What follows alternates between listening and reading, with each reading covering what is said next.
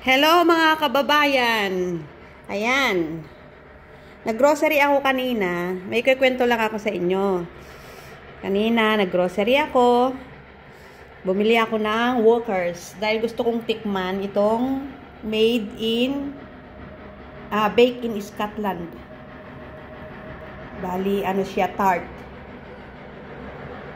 So, nung kinuha ko to, akala ko $60 yung dalawa. And then, ang nangyari, nung magbabayad na ako, 120 pala yung dalawa. So, $60 pa lang isa. Meron lang siyang 20% off. Kaya, basa-basa din kapag may time. Ang nangyari, kailangan ko ng bilhin kasi nahihiya na ako na ibalik. Tingnan natin, unbox natin kung ano ang laman. Ayan siya. Oh, di ba? Tingnan natin. Kasi fruits ang nakalagay sa loob. Ayan, maganda rin pala. Oh, mayroon siyang foil na ano, lagayan. Tikman natin. Ito, oh. Di ba ang cute?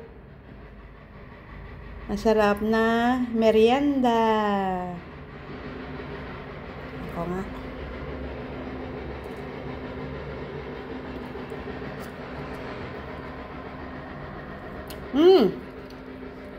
Masarap po siya. Matamis. Pero hindi naman sobrang tamis. Ayan. Kasi ano siya eh. Ano ko nga. Ayan siya. Oo. Nalalasahan ko yung ano, nalalasahan ko yung spices niya. Ayan. Ito lang